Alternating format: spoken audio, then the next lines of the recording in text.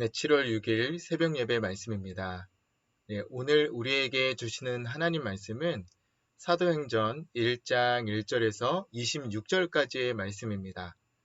네, 오늘부터 새벽 예배 본문이 사도행전으로 바뀌었습니다. 이 사도행전은 예수 그리스도의 복음이 아주 역동적으로 전파되는 과정을 보여줍니다. 네, 앞으로 진행될 사도행전의 말씀을 통해 다시 한번 복음이 우리의 삶을 뜨겁게 하고 우리에게 주어진 복음 전파의 사명을 깨닫는 시간 되시길 바랍니다. 네, 특히 오늘 사도행전 1장은 사도행전을 기록한 목적과 주제를 아주 명확하게 말하고 있습니다. 1절과 2절 말씀을 제가 읽겠습니다. 데오빌로여, 내가 먼저 쓴 글에는 무릇 예수께서 행하시며 가르치시기를 시작하신부터 그가 택하신 사도들에게 성령으로 명하시고 승천하신 날까지의 일을 기록하였노라. 아멘. 네, 사도행전의 저자는 누가입니다. 누가가 데오빌로라는 사람에게 두 번의 편지를 썼는데 첫 번째 편지가 누가복음이고 두 번째 편지가 이 사도행전입니다.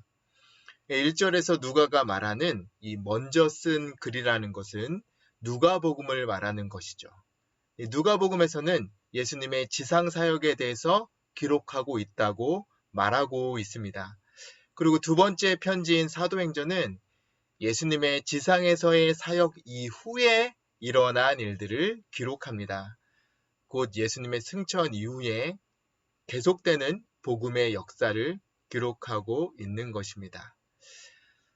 그런데 사도행전은 이러한 복음 전파의 역사에 있어서 성령 하나님의 주도성을 강조합니다. 성령님의 주도적인 행하심으로 이 복음이 역동성 있게 전파되어 나감을 말합니다. 그래서 이 신학자들도 사도행전을 말할 때 성령 행전이다 라고도 말합니다. 예수님께서는 부활하신 후에 승천하시기까지 40일을 이 땅에 거하시며 자신이 살아있음을 증거하고 하나님 나라의 일을 말씀하십니다. 그리고 승천하시기 전에 제자들에게 아주 중요한 메시지를 남기시는데요. 그것이 바로 4절과 5절 말씀입니다.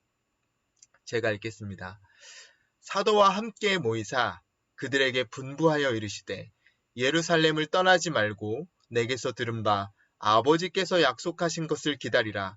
요한은 물로 세례를 베풀었으나 너희는 몇 날이 못 되어 성령으로 세례를 받으리라 하셨느니라. 아멘. 제자들이 다 모였을 때 예루살렘을 떠나지 말라고 말씀하십니다.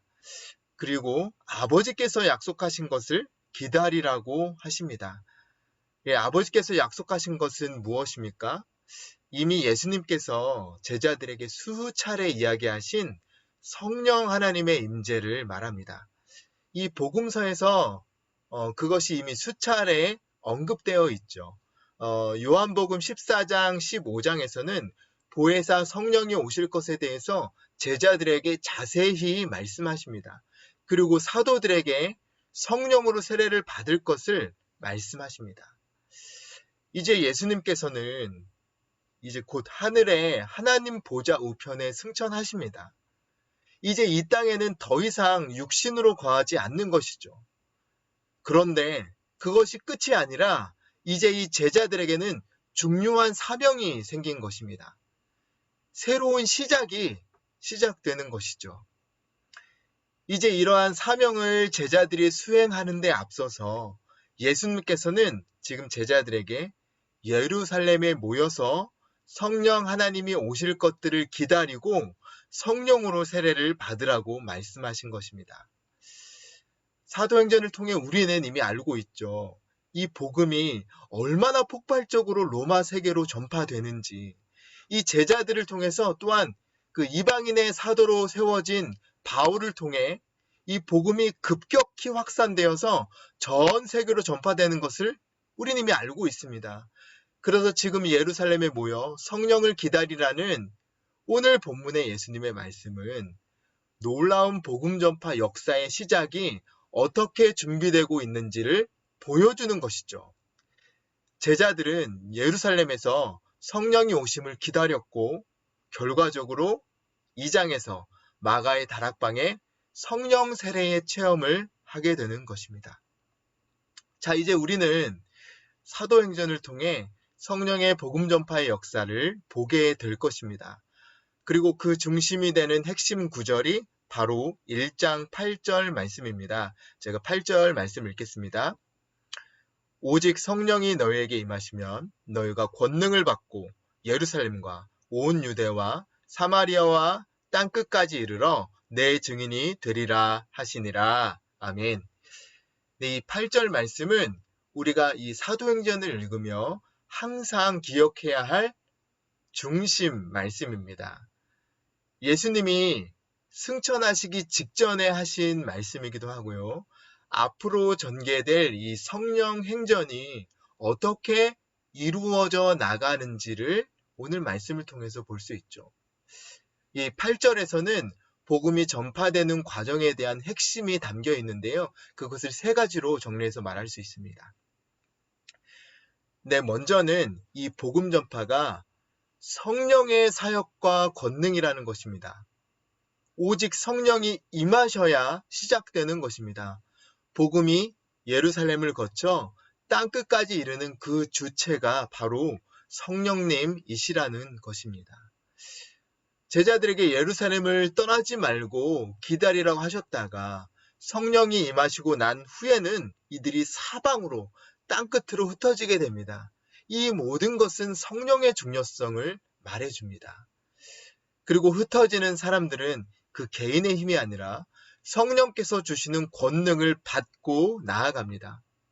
성령이 주시는 권능이 무엇입니까? 그것은 복음을 담대히 전하고 한 사람을 회개케 하는 그 능력일 것입니다. 이렇게 땅끝까지 복음을 전파시키실 주체가 바로 성령 하나님이시라는 것입니다.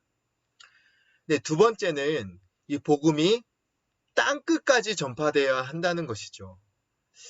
지금은 예루살렘에 모여 있었지만 이 복음이 예루살렘을 넘어서 온 유대, 그리고 이들이 경멸했던 지역, 네, 그 사마리아를 포함하여서 땅끝, 전 세계로 전파되어야 함을 오늘 말씀을 통해 보여주고 있습니다.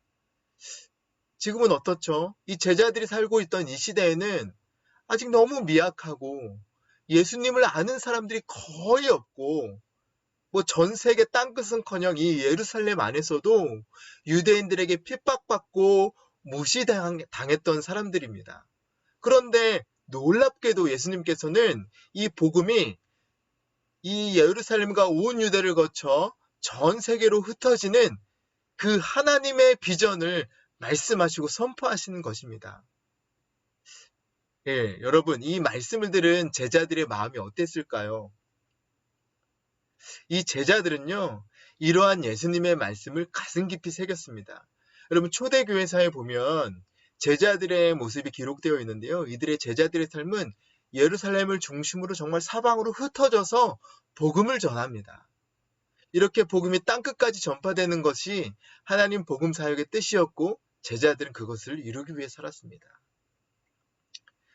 자, 세 번째는 무엇입니까? 세 번째는 복음 사역에는 예수님을 전파하는 증인들이 사용된다는 것입니다.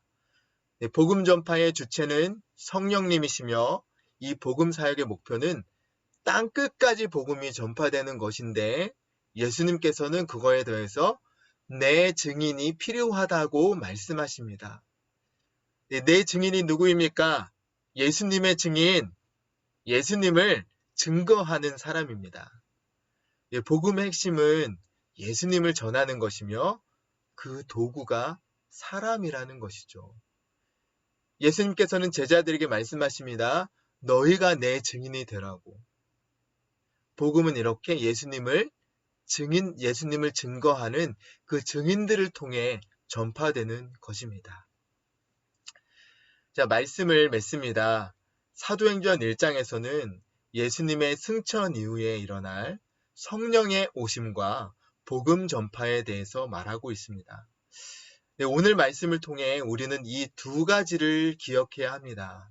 네, 첫 번째로는 예수님께서 우리를 복음의 증인으로 불러주셨다는 것입니다. 예수님께서 제자들에게 땅끝까지 이르러 내 증인이 되라고 말씀하셨죠. 그것은 과거의 일이 아니라 지금도 동일하게 우리에게 적용되어야 할 말씀입니다. 예수님의 증인, 예수님을 전할 사람이 필요합니다. 예수님은 지금도 우리를 복음의 증인으로 불러주십니다. 우리는 우리가 가진 예수 그리스도의 복음을 우리가 있는 삶의 현장에서 전하는 자가 되어야 하겠습니다. 전하는 자가 없으면 듣는 자도 없습니다. 우리의 가족부터 믿지 않는 친구들, 동료들을 포함하여 우리가 복음을 전하는 도구가 되어야 합니다. 말씀에 의지하여 우리가 예수님을 증거하는 삶을 살 때 성령께서 일하실 것입니다. 네, 우리가 기억해야 할 두 번째는 복음 전파는 성령님의 주도적인 사역이라는 것입니다. 이 복음 전파는요, 성령께서 일하시는 사역이며 복음을 전하는 자도 성령의 권능으로 할 수 있는 것입니다. 우리의 힘으로 되는 것이 아니라, 우리의 능력으로 되는 것이 아니라 성령의 충만함을 받은 자들이 성령님이 주시는 그 권능으로 복음의 증인이 되는 것입니다. 그러므로 우리는 복음을 전할 때 성령에 의지하여 복음을 전해야 하겠습니다. 성령께서 우리의 행동과 우리의 말에 권능을 주시고 예수를 모르는 사람이 예수님을 영접하게 되는 놀라운 일을 행하실 것입니다. 사랑하는 우리 신창의 성도님들을 통해 복음이 전해지고 영혼이 구원되고 땅끝까지 복음이 전파되는 역사가 있길 바랍니다. 우리 모두 우리의 삶의 현장에서 오늘도 복음의 증인으로 살기를 결단하며 우리가 전해야 할 복음을 주변 사람들에게 전하시는 우리가 되길 또 소망하며 축복합니다. 기도하겠습니다. 은혜가 풍성한 하나님, 오늘 말씀을 통해 우리를 복음의 증인으로 불러주시는 주님을 느낍니다. 주여, 우리를 복음의 증인으로 예수 그리스도를 증거하는 자로 불러주셨사오니 오늘도 우리의 삶을 살며 예수님을 증거하는 우리가 되게 하여 주옵소서.